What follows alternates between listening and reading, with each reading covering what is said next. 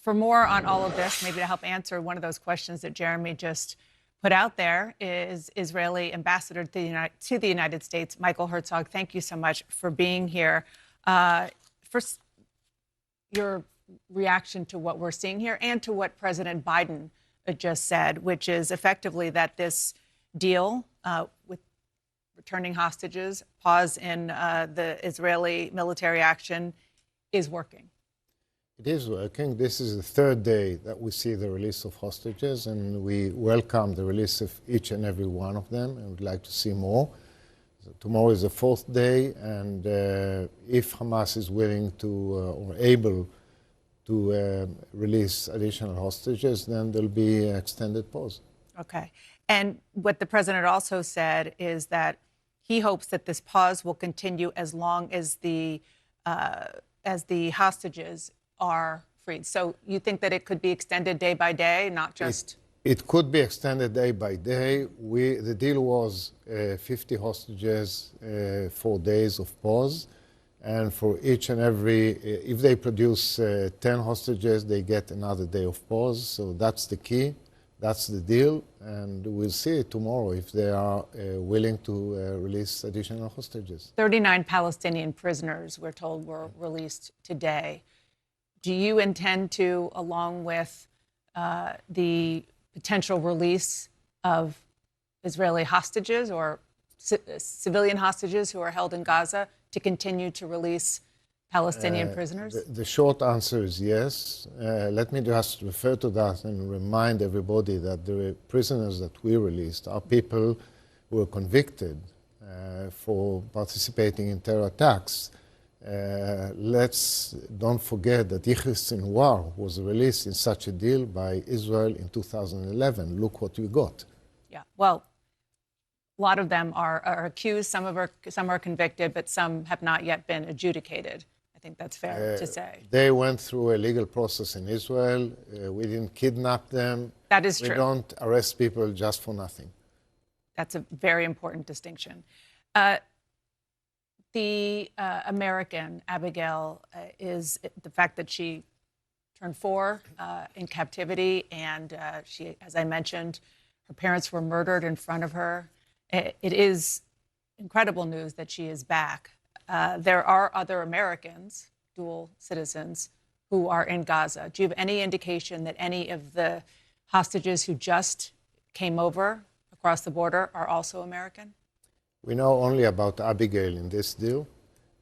We know about at least 2 additional American women held in captivity by Hamas, but we can't tell whether or not they will be released in the coming days, because Hamas gives us a list every day for the next day. So we'll see. I'm hopeful that they too will be released. So as far as you know, just to put a fine point on it, of the 17 hostages that just came across the border, only Abigail is an American? Yes.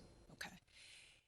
The family of one of the hostages already freed before today told CNN that this hostage lost more than 13 pounds after enduring days with little food during her captivity.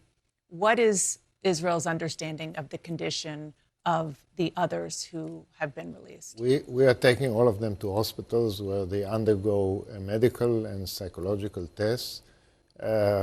They were kept in deep tunnels in very bad conditions.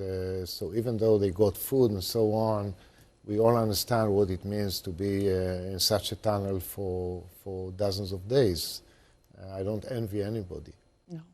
And do you have any idea yet, understanding their health and welfare is the #1 priority, but do you have any idea yet whether they have any information that they even know about, that they were aware of where they were being held?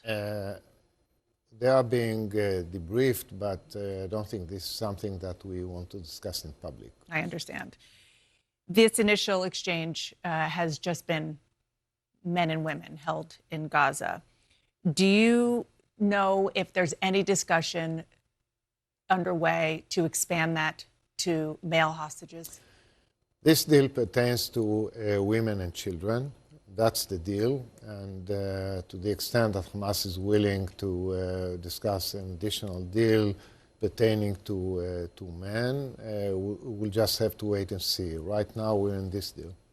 But have you gotten any indication about whether or not Hamas is willing? I mean, I understand that what you said, what Jake Sullivan, the National Security Advisor for President Biden, said to me this morning was that this is in Hamas's court, whether or not this truce will be extended. It is in their court, and we'll have to see whether or not they are willing to extend the deal. Do you have any indication? Additional categories. Right now, I think it's premature to discuss that. Premature, even though it's just a day away. Yeah.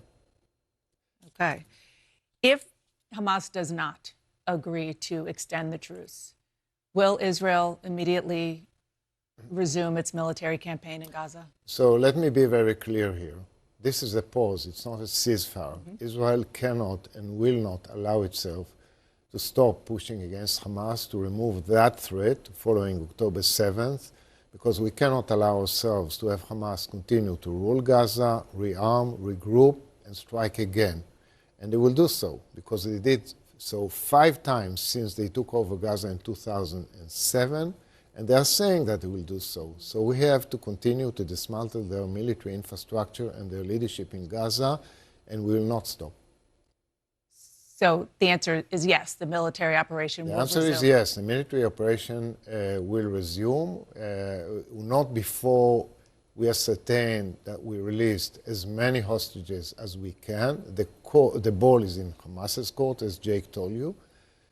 But once we reach the conclusion that they are unwilling to release more hostages, we will resume our operations in Gaza.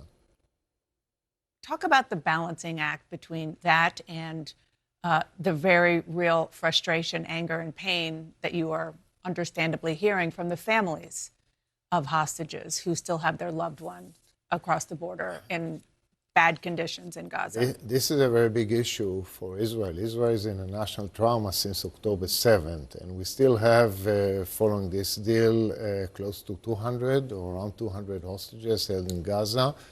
And of course, the families are in pain and they're anxious, and they expect the government to continue to work for their release. I will say that all of us in Israel believe that this deal was made possible by our military action in Gaza because it applied tremendous pressure on Hamas and got them to release hostages. And we'll have to see how we take it from here. You know, there are twin goals, and you just mentioned them, that at times are competing with one another. You want to completely eliminate Hamas, particularly, its military capability, but also return the hostages. Are those twin goals actually achievable at the same time? I don't think that they contradict each one. As I said, we strongly believe that this deal was made possible by our military pressure. And that's what we intend to do. We intend to continue to pressure Hamas in order to get the release of all of our hostages. I want to ask you about civilian deaths inside Gaza.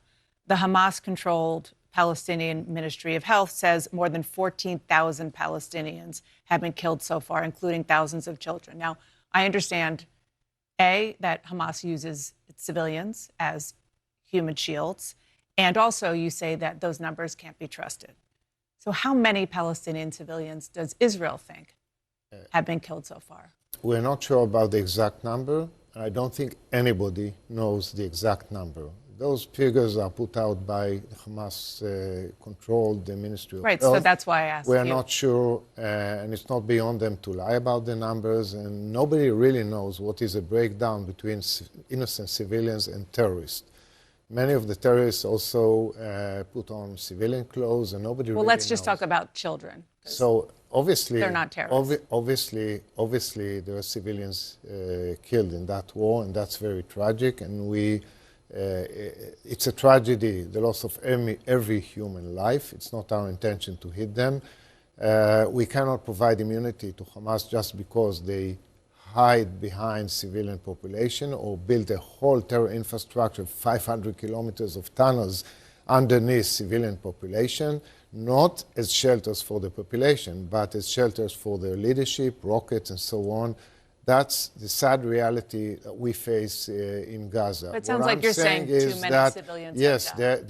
there were every civilian loss is a tragedy. What I'm saying is this is the unintended consequences of a legitimate war that we are fighting in Gaza. We are doing everything possible to minimize civilian loss of life.